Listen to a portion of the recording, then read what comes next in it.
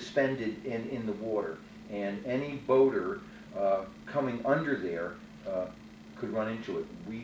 I think we called Conrad today to check out what that is. But over the years, it was sagging and hanging, and this year it finally just, so it's like getting clotheslined. If you go under there with a boat, you're not going to notice it, but we're trying to let people know that. We just didn't want to cut it because we didn't know how much juice was running through it, not being electricians. Sounds like you guys are keeping up with everything. Yeah, good job. Sounds good, Mike. Yeah. Thank you. We're doing it for you, Justin. Oh. It's a good thing. The other project, I expect a lot. You do. Very demanding. the other project that the Harbor Board is working on is a float system for the marina office. Yes. They're looking at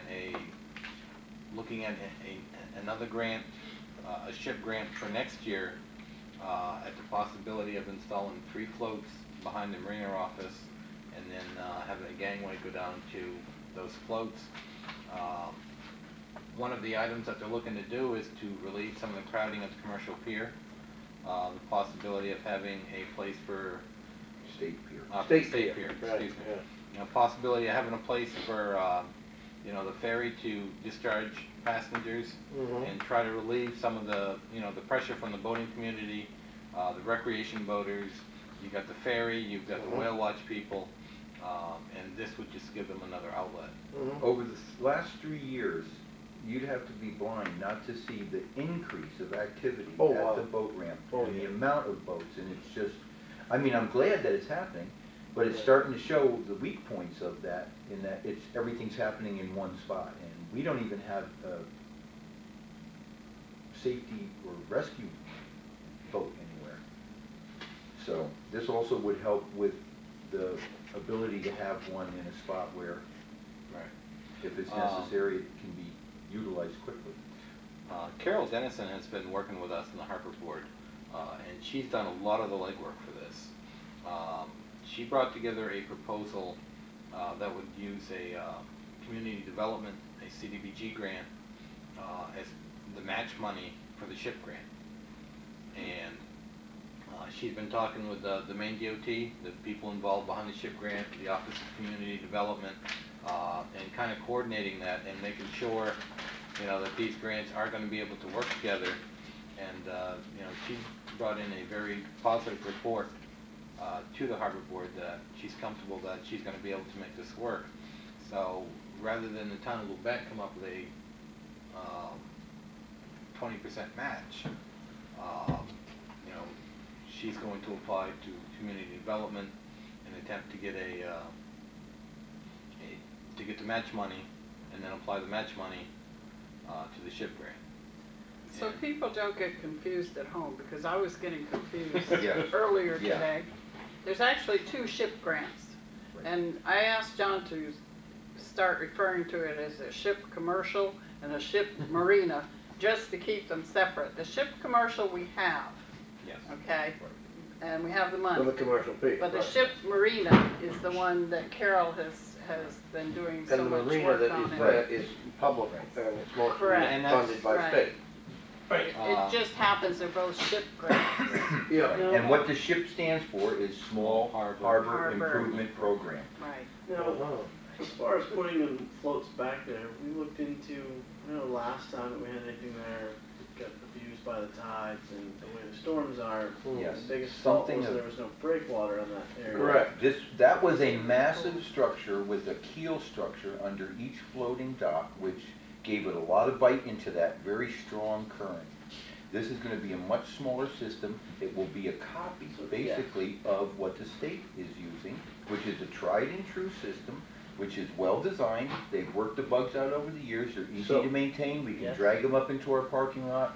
They are So held that's what's going to be there, a very smaller. They are held in place by... So there's no doubt in your mind. They're held in place, you're saying, by pier posts that they... And the chain collars. And, The one thing that I'd like to see and have a discussion on sometime is out beyond that, to stop some of the tide in the wind directions and the beating the erosion, would be a series of posts put out into the deeper water with giant chains in through it, and they put just big giant, like heavy junk tires, and it breaks the top surf Interesting. when it comes in, so any boat that's in there, small boats, it doesn't get beat to death, and it isn't a $45 billion Yeah, project. breakwater that's just raw stone. Yep. But it's like giant steel posts filled with concrete, giant chain thrown, and this stuff hangs down off and weighs a lot, right?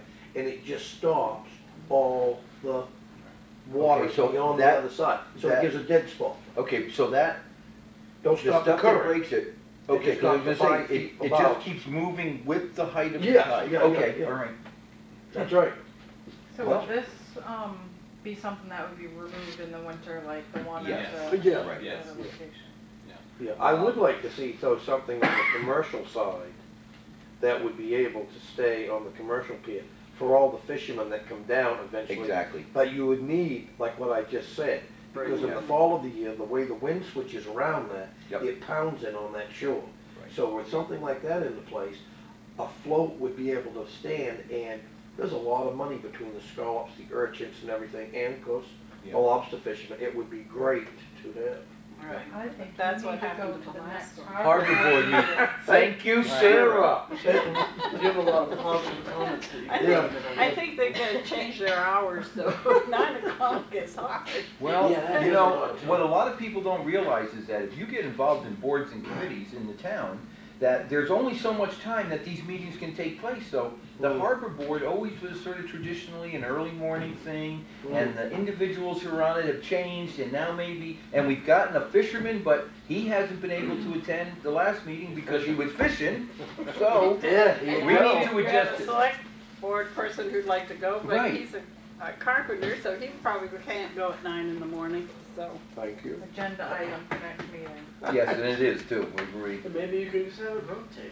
Maybe some months it's good to have it at 9 in the morning, Well- others it might be good to have in the evening. Off-season idea. from fishing, Yeah, right. Good right? idea. Something to think about. Good idea.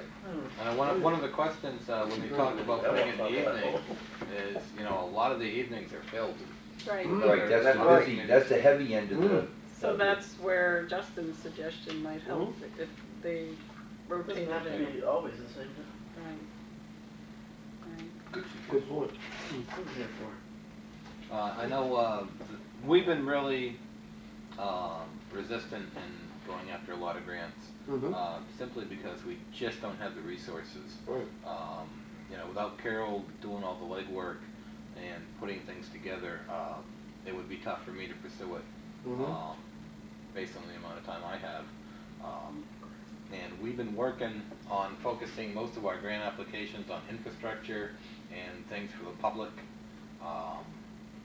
And I think that's, you know, in the future, you know, whether it's, you know, grants for sidewalks, grants for public ways, or, you know, that's what I'd like to continue focusing on. It's not only getting the grant or pursuing the grant, which Carol has done a lot of work. Right. It's administering the grant. If the grant comes through the town, it has to be administered through the town. And we have a person who is our tax collector and the treasurer, and he has a lot of things that he's administering right now, including things like 4th of July and Harvest Howl and so on and so forth. Wow. And to keep adding to that burden, there comes a point Right. when you just can't do it anymore. Right, sure. And you can't have a grant that's administered outside of the town, if it's in the town's name, because then you have issues. When I first came on board many years ago as an administrator, the first thing I got hit was with 2 audits. We had no backup information. It was quite difficult, Wow. and we almost ended up having, as a town, to pay one back. So we're going to avoid that again. For one of our workshops, we should have a discussion of grants. I think we Some should. ideas and I really think we run by the should. board. And there may be, with all this stuff coming down from the state, a point where we just put a moratorium on grants for a while. Until we can find out what the state is going to do with municipalities and how it's actually going to affect municipalities and schools.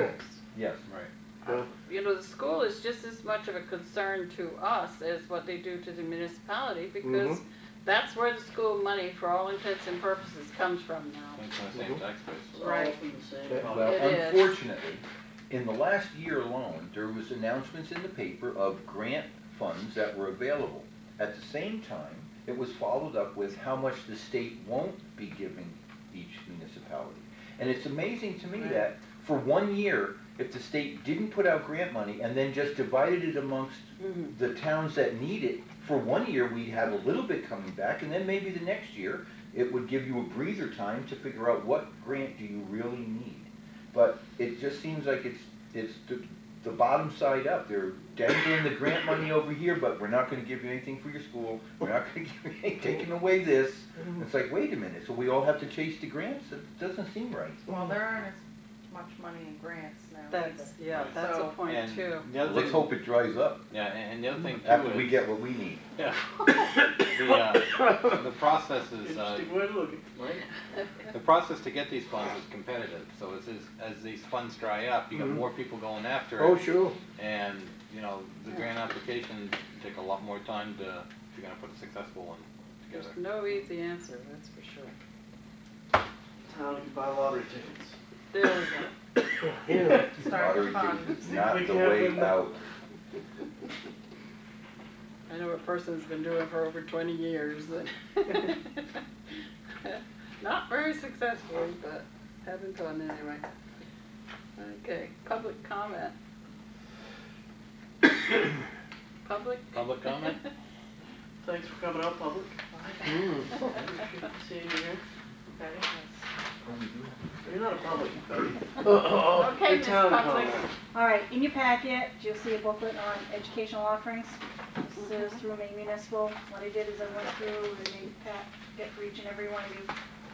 So It's if not you're in your blue, packet. Oh, It's in the Leave the box. Thank you. and I highlighted it, the ones that concerns you, so that you don't have to read through the rest, but I encourage you to do so because it affects the treasurer, the tax collector, the assessor, fire department, town clerk, Building. administrator, any of that stuff. So do take the time to go over it and see what they do offer up there. But I did highlight the things that affect you and what they offer up there. The other thing that I put in your packet was, here in color, is telephone directory. Thank you, We Betty. now Yes. have Yes. Kenny's on board, and I realized I messed up again. No. I don't believe it. I didn't do it when he came on board. And they was Uh-oh. looking for his telephone number, and I'm looking my direction. I'm going, do that. So they are now updated, and a couple other changes that somebody Okay. came in and told me I fixed those as well. So those are the pages that need to be. Are they hole punch so I can put them in a little bottle? Is that what they're for? You There's a know, hole They're punch not on the punched, desk they're that in you're in. plastic sleeves. Oh, Right. I don't know. I just know I usually magically Okay. fixes itself. And if you have trouble getting them in the plastic sleeves, bring them in and bring them back, and I'll fix it Right for where my you. book is, Betty. The other thing is the legislature bulletins have started coming out, which is the new laws and things that's going on. This is the first one. It tells where our representatives are and things like that. But if there's anything that's going on with any bills at the legislature, I'll put those in there and highlight them for you if there's anything of interest. You'll have that information as well. Appreciate it. Yeah, thank you. And That was it's also very- getting ready for budget meetings, so next week that we Super need you excited. to bring your calendars in so we can start looking at dates, because it's coming up very soon. Yeah. I enjoy it more than a good budget meeting. Well, good, because you're gonna have a lot of them. So we need to set up the dates for that, so we can get everybody on board when they're gonna be, so please bring your calendars next month, next meeting, so we can do that. Speaking of which, can I ask you to do something, Betty? Ooh. Can you contact Tina Wormel and Mr. Underwood and remind both of those people that the budget committee are not only for our budget, they're also for the school budget, and therefore they should be